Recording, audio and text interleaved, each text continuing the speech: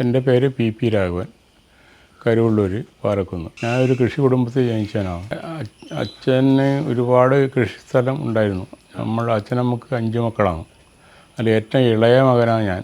അപ്പം ഇന്ന് ജീവിച്ചിരിക്കുന്നത് ഞാൻ മാത്രമേ ബാക്കിയുള്ളൂ. മറ്റെല്ലാവരും മരണപ്പെട്ടു. മുഖ്യ കൃഷി എന്ന് പറഞ്ഞാൽ തെങ്ങാണ് ഏറ്റവും കൂടുതലുണ്ടായത്, നെൽകൃഷി. ലോട്ടറി എടുക്കാൻ തുടങ്ങുന്നതെന്ന് പറഞ്ഞാൽ കണ്ണൂരിൽ നിന്ന് ഇവിടെ കല്യാണം കഴിച്ച ഒരാളുണ്ടായിരുന്നു, ഒരു സ്റ്റുഡിയോ നടത്തിയ ആൾ. അവിടെ ഒരു ക്യാമറയും, പണ്ടത്തെ മെയ്ഡ് ഇൻ ഇംഗ്ലണ്ട് ആയിട്ടുള്ള ഒരു ക്യാമറയും കൊണ്ട് നാട്ടിൽ വന്നിട്ട് ഫോട്ടോ എടുക്കുന്നതിലും അതേ കൂട്ടത്തിൽ കൽക്കത്ത ലോട്ടറീൻ്റെ കുറച്ച് ടിക്കറ്റ് മാത്രം കൊണ്ടുവരും. അന്ന് അതിന് 2 റുപ്യ വരാം, 40,000 റുപ്യ ഒന്നാം സമ്മാനം. അത് 1968 കാലത്താണ്. അപ്പം അയാൾ മാസത്തിൽ ഒരു ടിക്കറ്റ് കൊണ്ടുവന്നാൽ ഒരു ടിക്കറ്റ് ഞാൻ എടുക്കും. അങ്ങനെ അതിൽ തുടങ്ങി. അങ്ങനെ അതിന് ശേഷം ഡാറ്റേൻ്റെ ടിക്കറ്റ് വരാൻ തുടങ്ങി. 10 റുപ്യ ടിക്കറ്റിന്. അത് 10 റുപ്യ, അന്ന് എനിക്ക് 10 റുപ്യ വലിയ പ്രൈസായി തോന്നിയില്ല. ഒരു ദിവസം തന്നെ 100 റുപ്യ വരെ, 200 റുപ്യ വരെ, 300 റുപ്യ വരെ ടിക്കറ്റ് അന്ന് തന്നെ എടുക്കലുണ്ടായിരുന്നു. അതിൽ ഇഷ്ടം പോലെ. അന്ന് അതിൽ ഒന്നാം സമ്മാനം 1.5 ലക്ഷം, രണ്ടാം സമ്മാനം 4,000 റുപ്യയാണ്. 4,000 ഇഷ്ടം പോലെ പ്രൈസ് എനിക്ക് കിട്ടിയിട്ടുണ്ടായിരുന്നു. അത് കഴിഞ്ഞതിന് ശേഷം പിന്നെ കേരളം എടുക്കാൻ തുടങ്ങി. കേരളത്തിൻ്റെ ആദ്യത്തെ ടിക്കറ്റിന് 1 രൂപയായിരുന്നു ടിക്കറ്റിന് വില. ഒന്നാം സമ്മാനം അംബാസഡർ കാറ്, അല്ലെങ്കിൽ 20,000 റുപ്യ. അത് കഴിഞ്ഞ് അംബാസഡർ കാറിന് വില കൂടാൻ തുടങ്ങി, 22,000 ആയി. അപ്പം ഒന്നാം സമ്മാനം അംബാസഡർ കാർ, അല്ലെങ്കിൽ തത്തുല്യമായ സംഖ്യ പറഞ്ഞിട്ട് അങ്ങനെ ഇഷ്ടം പോലെ അങ്ങനെ ടിക്കറ്റ് എടുക്കാൻ തുടങ്ങി.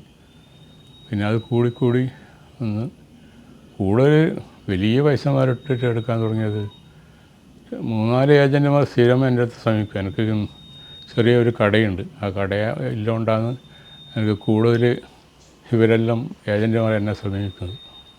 ഒരുപാട് ടിക്കറ്റുകൾ അന്നേരം തന്നെ 90 മുതലാണ് ഏറ്റവും കൂടുതൽ, 1990 മുതലാണ് കൂടുതൽ ടിക്കറ്റ് എടുക്കാൻ തുടങ്ങി.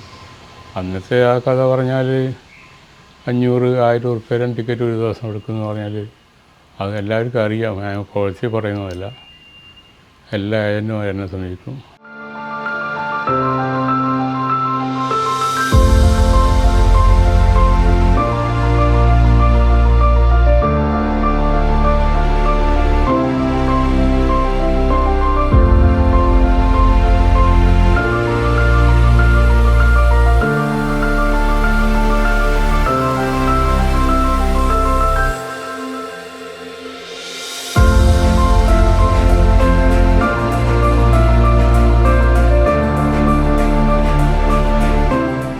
ഇതുവരെ ഞാൻ ഈ പറഞ്ഞത് എൻ്റെ ചെറിയൊരു കണക്കൂട്ടൽ ഒരു 4,000 റുപ്യ വെച്ചിട്ടെല്ലാം ദിവസം വാങ്ങിയ സമയം ഉണ്ടായിരുന്നു.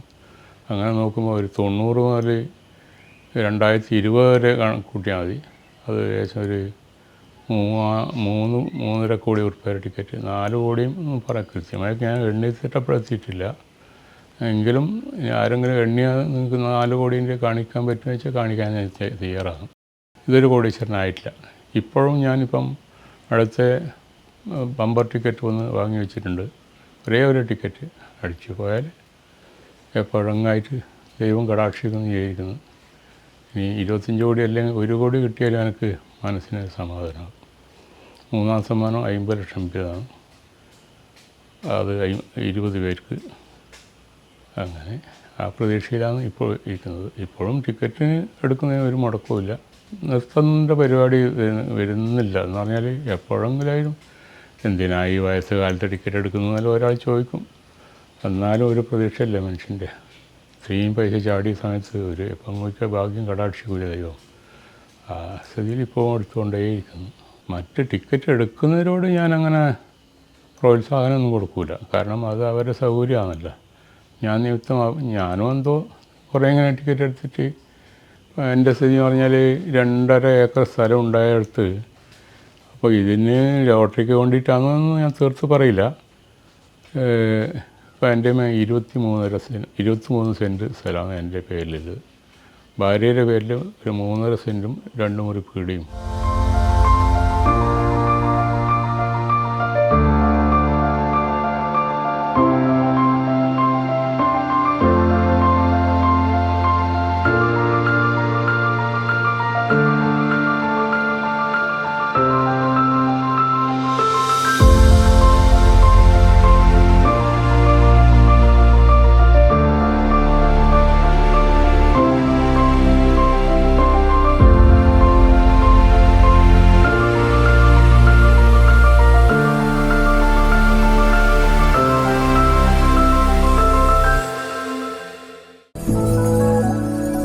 രസകരമായ വെബ് സീരീസുകളും വാർത്തകളും കാണാൻ ഇഷ്ടപ്പെടുന്നവരാണോ നിങ്ങൾ? എങ്കിൽ caravel media YouTube channel subscribe ചെയ്യൂ.